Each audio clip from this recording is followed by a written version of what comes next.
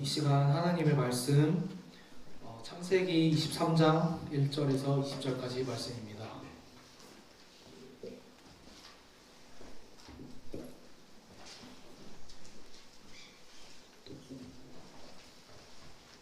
제23장.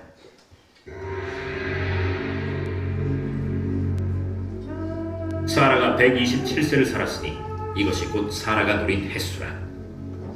사라가 가나안 땅 헤브론 곧 기럇 아르바에서 죽음에 아브라함이 들어가서 사라를 위하여 슬퍼하며 애통하다가 그 시신 앞에서 일어나 나가서 헷 족속에게 말하여 이르되, 나는 당신들 중에 나그네여 거류하는 자이니 당신들 중에서 내게 매장할 소유지를 주어 내가 나의 죽은 자를 내 앞에서 내어다가 장사하게 하시오. 헷 족속이 아브라함에게 대답하여 이르되, 내 주여 들으소서. 당신은 우리 가운데 있는 하나님이 세우신 지도자이시니 우리 묘실 중에서 좋은 것을 택하여 당신의 죽은 자를 장사하소서. 우리 중에서 자기 묘실에 당신의 죽은 자 장사함을 금할 자가 없으리이다.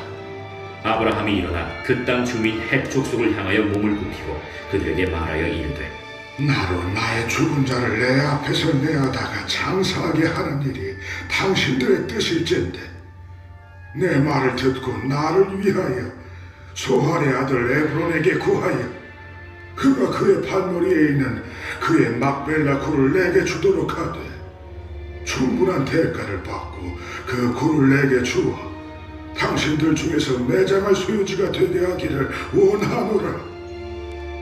에브론이 헷 족속 중에 앉아있더니 그가 헷 족속 곧 성문에 들어온 모든 자가 듣는 데서 아브라함에게 대답하여 이르되, 내 주여 그리 마시고 내 말을 들으소서. 내가 그 밭을 당신에게 드리고 그 속의 굴도 내가 당신에게 드리되 내가 내 동족 앞에서 당신에게 드리오니 당신의 죽은 자를 장사하소서. 아브라함이 이에 그 땅의 백성 앞에서 몸을 굽히고 그 땅의 백성이 듣는 데서 에브론에게 말하여 이르되, 당신이 합당히 여기면 청하건대 내 말을 들으시오. 내가 그 밭값을 당신에게 주리니 당신은 내게서 받으시오. 내가 나의 죽은 자를 거기 장사하겠노라. 에브론이 아브라함에게 대답하여 이르되, 내 주여 내 말을 들으소서. 땅값은 은 400세겔이나 그것이 나와 당신 사이에 무슨 문제가 되리이까? 당신의 죽은 자를 장사하소서. 아브라함이 에브론의 말을 따라 에브론이 헷 족속이 듣는 데서 말한 대로 상인이 통용하는 은 400세겔을 따라 에브론에게 주었더니 마므레 앞 막벨라에 있는 에브론의 밭 곧 그 밭과 거기에 속한 굴과 그 밭과 그 주위에 둘린 모든 나무가 성문에 들어온 모든 헷 족속이 보는 데서 아브라함의 소유로 확정된지라. 그 후에 아브라함이 그 아내 사라를 가나안 땅 마므레 앞 막벨라 밭 굴에 장사하였더라. 마므레는 곧 헤브론이라. 이와 같이 그 밭과 거기에 속한 굴이 헷 족속으로부터 아브라함이 매장할 소유지로 확정되었더라. 아멘. 하나님의 약속을 굳게 붙드는 삶이라는 제목으로 목사님께서 설교해 주시겠습니다. 네, 일주일 동안 여러분 평안하셨나요? 네, 갑자기 0.5초 동안 생각 좀 해봤어요. 자, 우리 옆에 앞뒤에 있는 전우들과 우리 할렐루야를 반갑게 인사합시다. 할렐루야, 할렐루야. 예, 기운이 없어요. 나른한 봄이 와서 그런가 봐요. 그죠? 네. 봄이 오면은 또 10분쯤 졸리기 마련인데 여러분들 설교 시간에 졸지 않기를 바랍니다. 예, 오늘 우리가 창세기 23장을 읽었죠. 오랜만에 우리 창세기 강해 설교로 다시 돌아왔습니다. 우리가 지난 몇 주 동안 그리스도인의 기본적인 삶 시리즈에 대해서 말씀을 나눴고, 지난주는 특별히 우리 예수님 부활하신 부활주일을 기념하여 부활주일에 관련한 설교 말씀을 함께 나눴습니다. 오늘 거의 한 6주 만에 다시 이제 창세기 강해 설교로 돌아와서 오늘 23장을 살펴볼 텐데, 오랜만이니까 우리가 지난주 말씀을 좀 이렇게 복습을 좀 해봐야 될 것 같아요. 창세기 22장은 친히 준비하시는 하나님이라는 제목으로 말씀을 함께 살펴보았습니다. 창세기 22장에서 하나님은 아브라함을 시험하기로 결심하십니다. 22장 1절입니다. 그 일 후에 하나님이 아브라함을 시험하시려고 그를 부르시되 아브라함아 하시니 그가 이르되 내가 여기 있나이다. 네, 하나님 아브라함을 시험하시려고 부르셨다. 근데 그 시험이 어떤 시험이냐? 2절에 보니까 여호와께서 이르시되 내 아들 내 사랑하는 독자 이삭을 데리고 모리아 땅으로 가서 내가 내게 일러준 한 산 거기서 그를 번제로 드리라. 예, 너무 무시무시하지 않나요? 아브라함의 아들, 그것도 하나밖에 없는 아들 이삭을 제물로, 번제 제물로 불에 태워서 드리라는 거예요. 이쯤에서 우리는 하나님 우리를 곤경에 빠뜨리시는 분, 내가 뭘 잘못했나? 왜 하나님 나에게 이런 시험을 주시나? 라고 생각할 수가 있고, 또 하나님은 내가 뭘 잘못했을 때 이렇게 어려운 시련을 주시는 분이라고 오해할 수가 있습니다. 그러나 하나님의 이 시험은 템테이션이 아니고 테스트라고 그랬습니다. 테스트. 템테이션과 테스트의 차이는, 템테이션은 우리 믿음을 흔들리게 만드는, 우리를 유혹하는 것이고, 테스트는 그 테스트를 통과할 때 우리의 믿음이 성장하도록 하기 위한 것이다 라고 했습니다. 그래서 결국 하나님의 이 테스트에 믿음으로, 하나님이 이런 테스트를 하신 것에는 다 이유가 있겠지, 또 하나님께서 좋은 방법을 마련해 주셨겠지 라고 하는 그 믿음으로 아브라함이 순종할 수 있었습니다. 창세기에는 사건 위주로 팩트만 기록되어 있지만 세월이 한참 지난 뒤에 신약 성경 히브리서 기자는 지금 이 창세기 22장의 이 장면을 다음과 같이 해석해주고 있습니다. 자, 신약 히브리서 11장 17절, 18절, 19절 말씀을 제가 읽어드릴게요. 아브라함은 시험을 받을 때에 믿음으로 이삭을 드렸으니 그는 약속들을 받은 자로 돼 그 외아들을 드렸느니라. 그에게 이미 말씀하시기를 내 자손이라 칭할 자는 이삭으로 말미암으리라 하셨으니 그가 하나님이 능히 이삭을 죽은 자 가운데서 다시 살리실 줄로 생각한지라. 아멘. 할렐루야. 그렇죠. 아브라함은 시험을 받을 때, 창세기 22장에서 그 시험을 받을 때 믿음으로 이삭을 드렸는데 그 믿음이 무엇이었느냐? 하나님의 약속을 받은 자, 아브라함도 그렇고 이삭도 그렇고 하나님의 약속을 받은 거기 때문에, 하나님 뭐라고 약속하셨냐?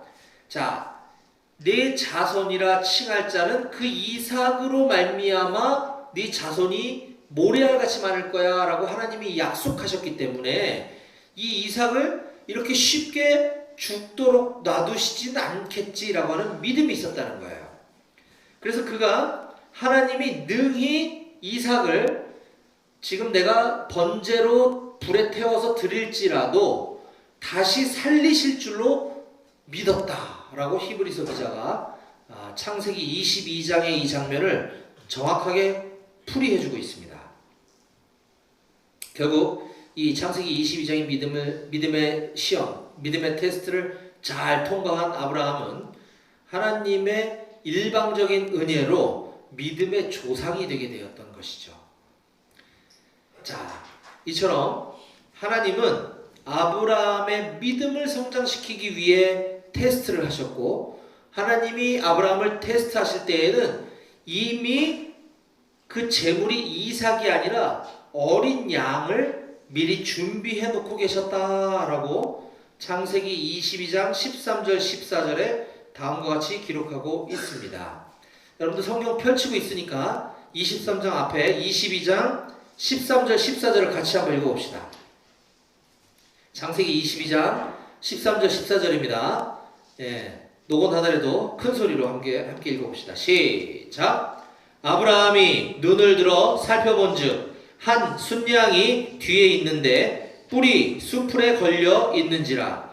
아브라함이 가서 그 순양을 가져다가 아들을 대신하여 번제로 드렸더라. 아브라함이 그 땅 이름을 여호와 이레라 하였으므로 오늘날까지 사람들이 이르기를 여호와의 산에서 준비되리라 하더라. 아멘.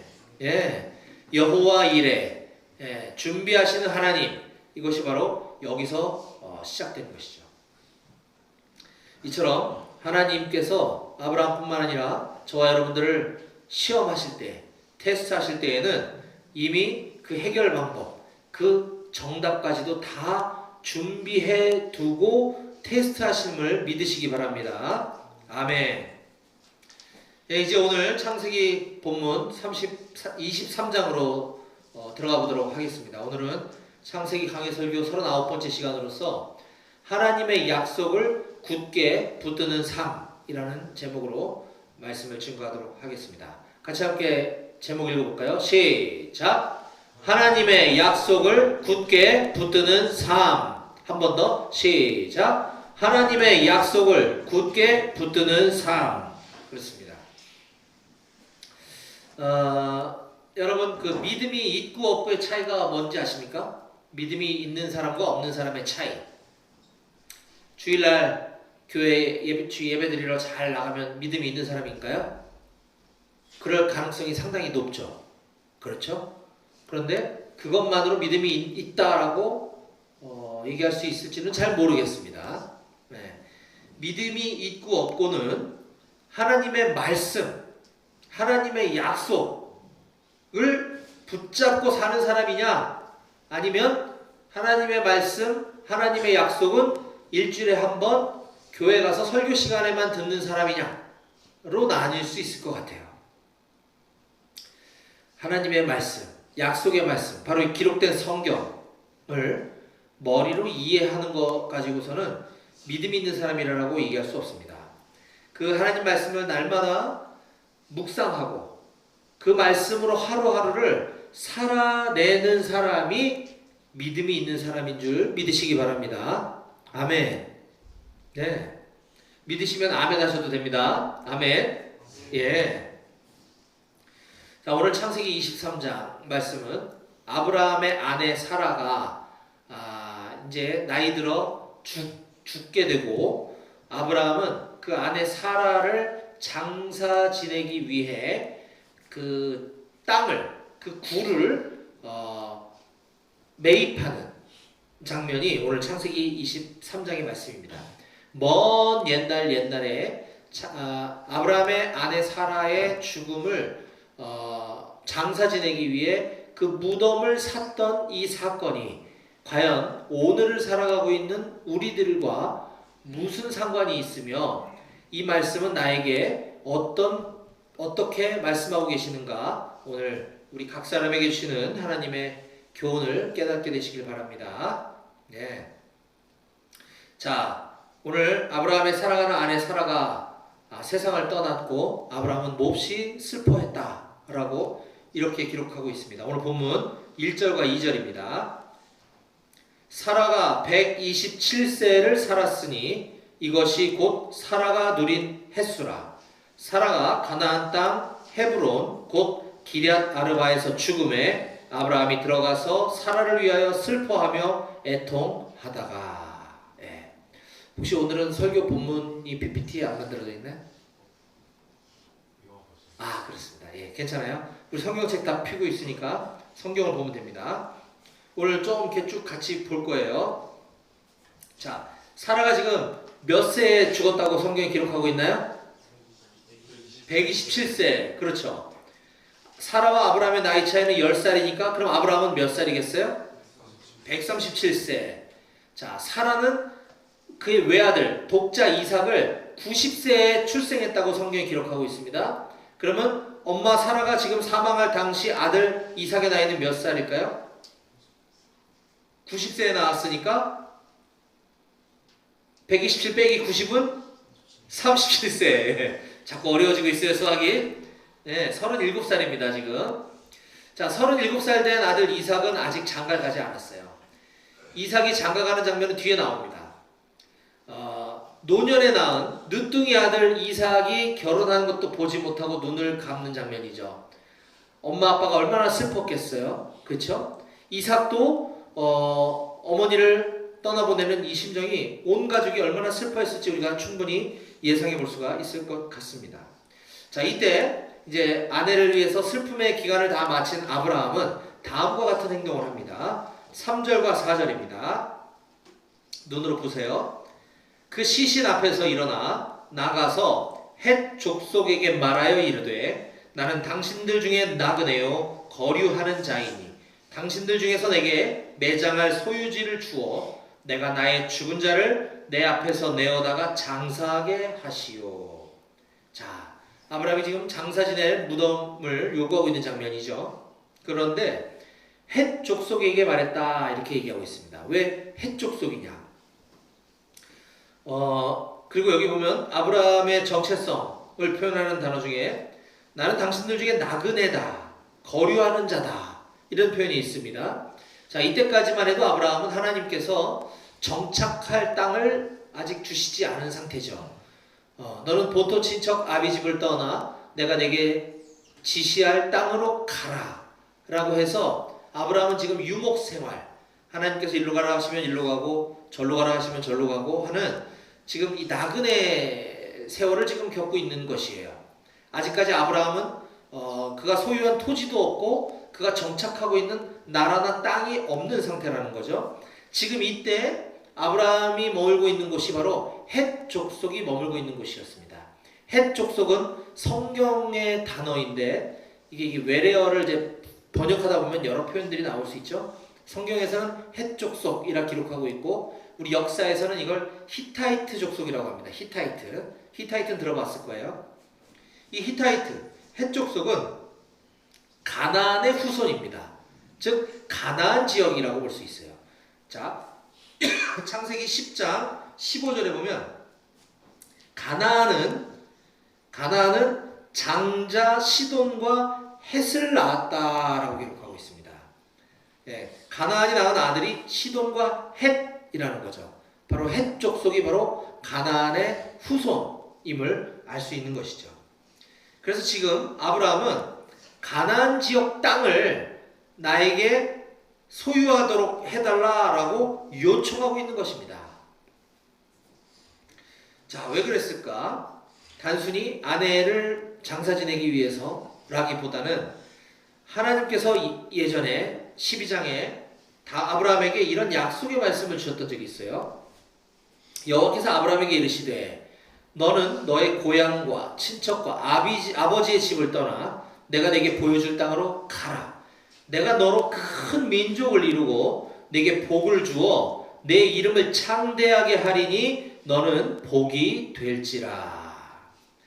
여기 보면 내가 내게 보여줄 땅으로 가라 라고 말씀하시며 약속의 땅을 아브라함에게 기업으로 주시겠다라고 약속하셨던 적이 있습니다. 또한 내가 너로 큰 민족을 이루게 해주겠다라고 약속하신 그 후손에 대한 약속은 이삭을 주시고 노년에 불가능한 나이에 아들을 낳게 해주시고 그 아들을 번제로 드리라고 하셨다가 죽지 않게 살려주심으로 인해서 하나님께서 나에게 주신 그 후손에 대한 약속을 이루시기 시작하셨구나 라는 것을 깨달았던 아브라함은 마찬가지로 내가 내게 보여줄 땅, 그 땅에 대한 약속을 이루어 가시겠구나 라는 것을 붙잡을 수 있었던 것입니다. 자, 그렇다면 이제 아브라함은 사라의 죽음, 아내의 죽음을 계기로 사라를 장사 지낼 곳이 필요했죠. 그렇죠? 지금까지는 땅이 없어도 아직까지 하나님께서 땅을 주시지 않았기 때문에 그냥 유목생활, 나그네 생활 할 수 있었어요. 근데 이제 아내가 죽었기 때문에 어딘가에 묻고 매장을 해야 되겠죠. 땅이 필요했습니다. 그런데 하나님이 약속하셨기 때문에 그 땅을 내가 소유지로 삼아야 되겠다라고 결심했던 것이죠. 그래서 아브라함은 이 헷 족속, 히타이트 족속에게 내 아내를 장사 지낼 땅을 달라라고 지금 요구하고 있는 것입니다. 자, 지금부터 아주 지난한 이 땅에 대한 흥정이 계속해서 오고 가는 것을 볼 수 있습니다. 근데 이 장면이 굉장히 재밌어요. 자, 한번 따라와 보시기 바랍니다. 자, 4절에 내가 나의 죽은 자, 즉 내 아내 사라를 장사 지내기 위해 매장할 소유지를 달라라고 요구했을 때 헷족속이 이렇게 대답을 합니다. 5절입니다. 5절과 6절. 헷족속이 아브라함에게 대답하여 이르되 내 주여 들으소서. 당신은 우리 가운데 있는 하나님이 세우신 지도자이시니 우리 묘실 중에서 좋은 것을 택하여 당신의 죽은 자를 장사하소서. 우리 중에 자기 묘실에 당신의 죽은 자 장사함을 금할 자가 없으리이다. 이 장면은 얼핏 보면 굉장히 훈훈하고 따뜻한 이야기처럼 들립니다. 그렇지 않나요? 아브라함이 땅을 달라 했을 때 그들이 이렇게 얘기하죠. 주여. 상대방을 높이는 존칭이죠. 내 주여 들으세요. 당신은 우리 가운데 하나님이 세우신 위대한 지도자십니다. 우리가 갖고 있는 이 묘실들 중에서 당신이 원하는 것 아무거나 골라서 당신의 아내를 거기다 장사 지내세요. 그러면 우리 중에 누구도 그걸 반대할 사람이 없을 겁니다. 당신은 위대한 하나님이 세우신 지도자시니까요. 이 얘기잖아요. 그렇죠?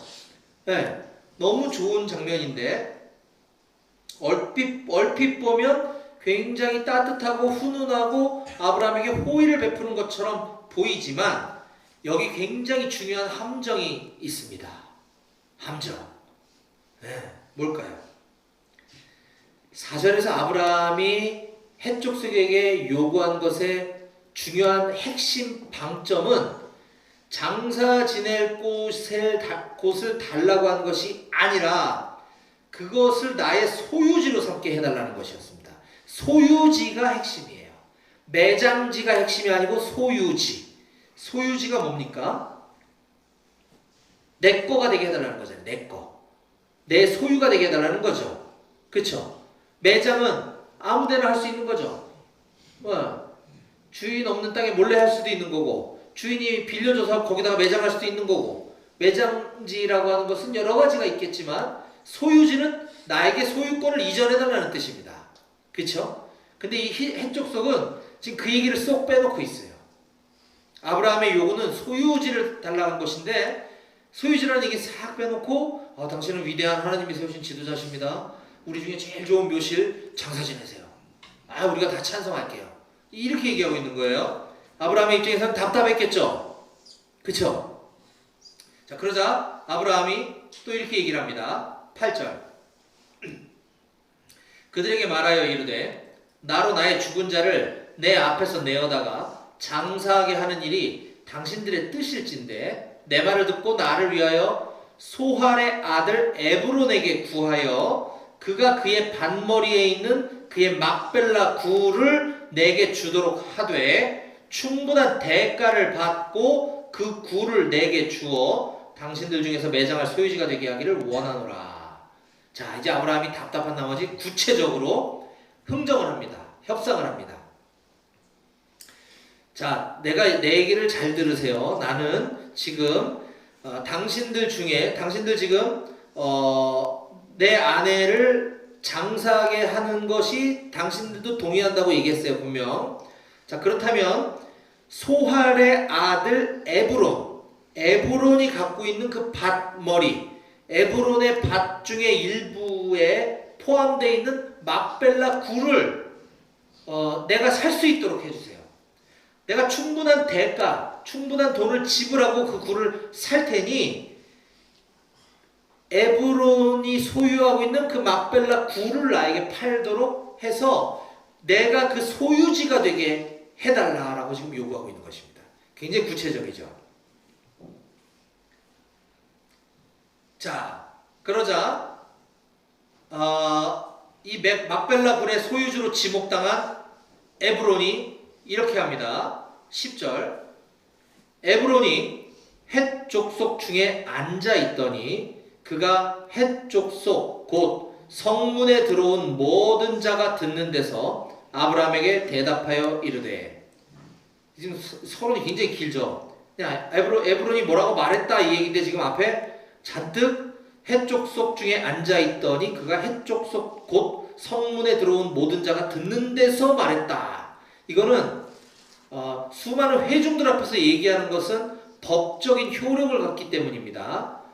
법적 효력을 갖기 위해서 지금 이런 행동을 하고 있다는 걸 설명해 주고 있는 거예요. 뭐라고 얘기했는가? 이 11절 내 주여 그리 마시고 내 말을 들으소서.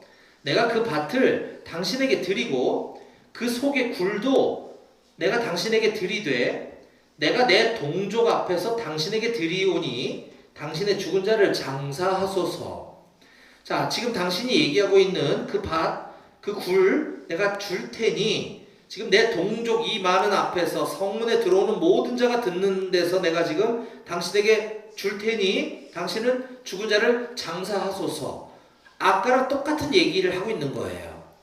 내가 이걸 매매해서 소유권을 넘겨드릴게요 라는 말은 안 하고 있어요. 그래서 아브라함도 똑같이 이렇게 얘기를 합니다. 12절 아브라함이 이에 그 땅의 백성 앞에서 몸을 굽히고 그 땅의 백성이 듣는 데서 에브론에게 말하여 이르되. 자, 아브라함도 지금 법적 그 효력을 발휘하기 위해서 지금 똑같이 행동하는 거예요. 당신이 합당히 여기면 청하건대 내 말을 들으시오. 내가 그 밭값을 당신에게 주리니 당신은 내게서 받으시오. 내가 나의 죽은 자를 거기 장사하겠노라. 이거를 예전에 제가 이 성경을 공부하기 전에는, 묵상하기 전에는 그냥 이거 굉장히 따뜻하고 훈훈한 얘기인 줄 알았어요. 아브라함의 아내 지금 죽었고 장사 지낼 무덤이 필요했는데 장사 지낼 것 좀 달라 하니까 사람들이 막 그냥 주겠다 해요. 그러니까 아브라함의 입장에서는 좀 미안하고 멋쩍으니까 에이 무슨 말씀, 내가 돈 주고 살게요. 아니에요, 그냥 가지세요.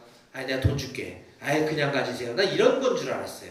근데 그 얘기가 아닌 것입니다. 절대 그런 의미가 아니에요. 지금 이 상황은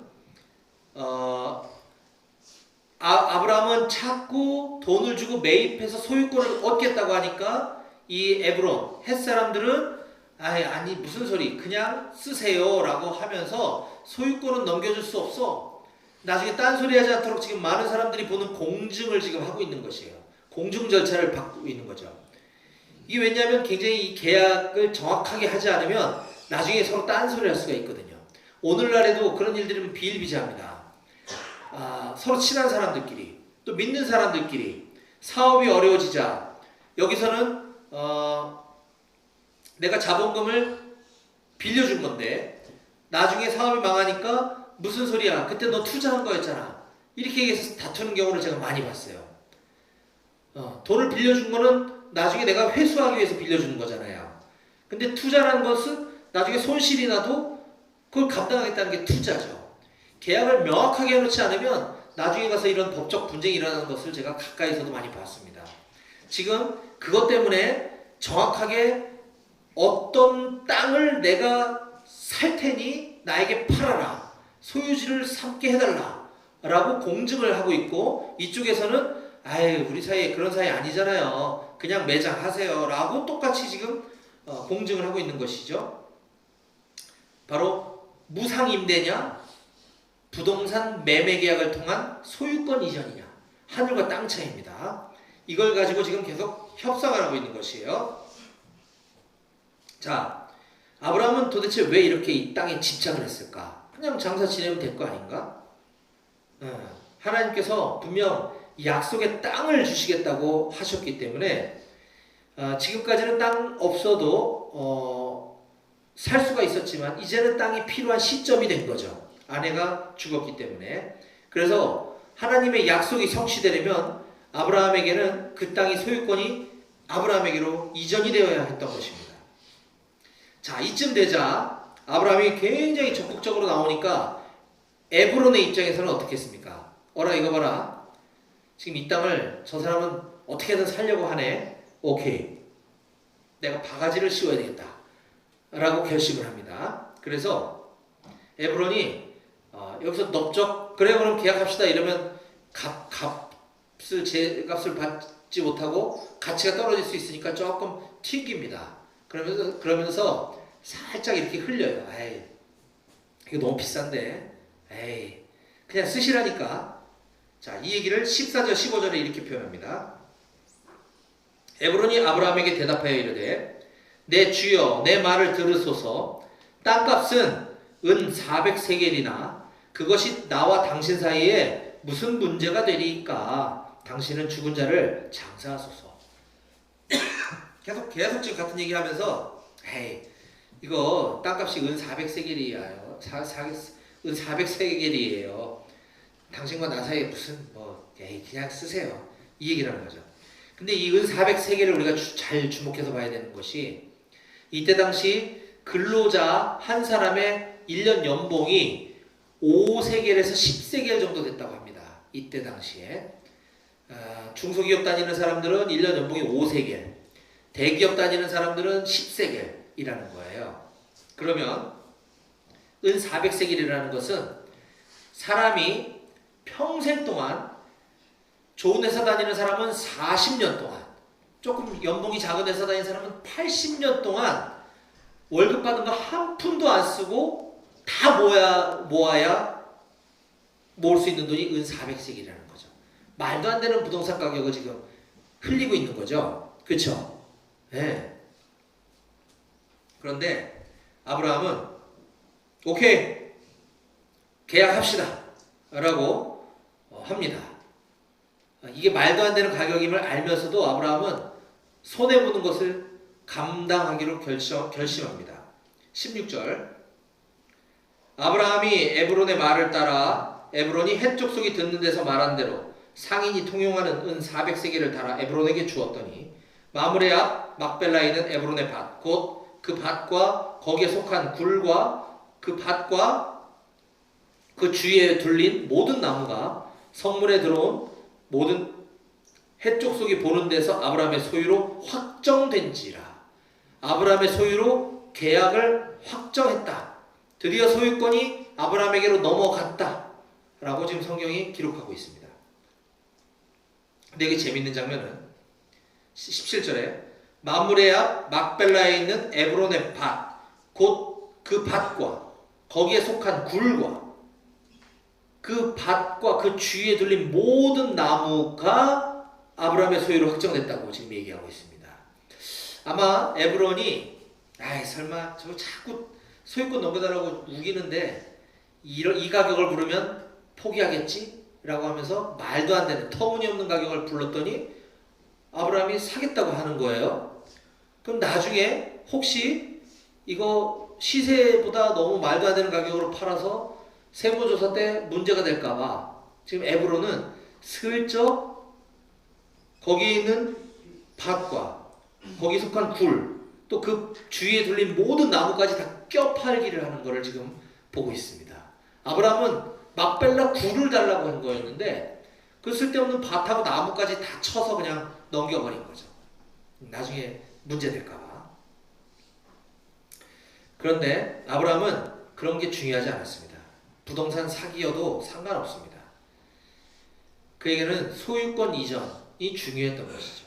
도대체 왜 아브라함은 이토록 불합리하고 사기성이 짙은 이 부동산 매매 계약의 피해자가 되기를 자처했던 것일까요? 왜 그토록 그 땅의 소유권에 집착했던 것일까요? 자, 이제 마지막으로 이 부분을 정리하면서 오늘 말씀을 마무리하겠습니다. 자, 아브라함이 오늘 본문에서 이 구입한 이 막벨라 굴은 오늘 이 창세기 23장이 단순히 그 무덤을 하나 산 것을 기록한 사건으로 보이지만 실은 이것이 이스라엘 역사에서 굉장히 중요한 시작점이 되기 때문이었습니다. 이곳은 나중에 이스라엘 민족의 조상들의 묘실이 되게 됩니다. 자, 25장 한번 넘겨보세요. 25장 7절 이하를 한번 보시겠습니다. 제가 빠르게 읽어드릴게요. 25장 7절부터 읽습니다. 제가 아브라함의 형년이 175세라 그의 나이가 높고 늙어서 기혼이 다하여 죽어 자기 열조에게로 돌아가매 그의 아들들인 이삭과 이스마엘이 그를 마므레 앞 헷 족속 소알의 아들 에브론의 밭에 있는 막벨라 굴에 장사하였으니 지금 누굴 장사했다고요? 아브라함이 지금 죽은 거죠. 10절 이것은 아브라함이 헷 족속에게서 산 밭이라. 23절에서 아브라함이 헷 족속에게서 샀던 그 밭에 아브라함과 그의 아내 사라가 거기 장사되니라. 자, 사라 때문에 샀는데 이제 아브라함도 거기 묻혔어요. 더 세월이 흘러 49장 29절 이하를 또 봅니다. 창세기 49장 29절. 그가 그들에게 명하여 이르되 내가 내 조상들에게로 돌아가리니. 여기서 그가 누구냐면 야곱입니다. 야곱은 아브라함의 손주예요. 아브라함의 아들 이삭의 아들 야곱이니까. 지금 그 아브라함의 손주인 야곱이 지금 죽을 때가 됐다는 거예요. 그래서 그 야곱이 그의 아들들에게 명하여 이르되 내가 내 조상들에게로 돌아가리니 나를 햇사람 에브론의 밭에 있는 굴에 우리 선조와 함께 장사하라. 이 굴은 가나안 땅 마므레 앞 막벨라에 있는 것이라. 내 할아버지 아브라함이 햇사람 에브론에게서 창세기 23장에서 밭과 함께 사서 그의 매장지를 삼았으므로 아브라함과 그의 아내 사라가 거기 장사되었고 이삭과 내 아버지 이삭과 그의 아내 리브가도 거기 장사되었으며 나 야곱도 내 아내 레아를 그곳에 장사하였노라. 이 밭과 거기 있는 굴은 햇사람에게서 산 것이라. 지금 보았던 것처럼 이스라엘 민족에 있어서 굉장히 중요한 그들의 조상이라고 할 수 있는 아브라함, 사라, 이삭, 리브가, 야곱, 레아가 지금 모두 다 지금 창세기 23장에서 구입했던 그 막벨라 굴에 장사된 것을 우리가 볼 수가 있습니다. 이처럼 오늘 본문에서 시작된 막벨라 굴은 가나안 땅의 일부로서 후에 이스라엘 민족에게 있어서는 선조들이 모두 묻힌 곳이 되고 이스라엘 역사의 시작점이 되는 매우 중요한 곳이 되었던 것입니다. 하나님께서 아브라함에게 주시겠다고 약속하신 그 약속의 땅, 그 가나안 땅의 막벨라 굴을 아브라함이 오늘 매입하는 이 사건은 바로 하나님의 약속의 땅이 드디어 아브라함에게로, 이스라엘 민족에게로 이전되는 아주 중요한 사건이었던 것이죠. 자, 아브라함은 오늘 하나님의 약속을 붙잡기 위해서, 하나님의 그 약속의 땅을 주시겠다 하신 그 약속을 붙잡기 위해서 당장 손해보는 일도 기꺼이 감수하였습니다. 자, 그렇다면 사랑하는 여러분, 하나님께서는 저와 여러분들에게 어떤 약속을 주셨습니까?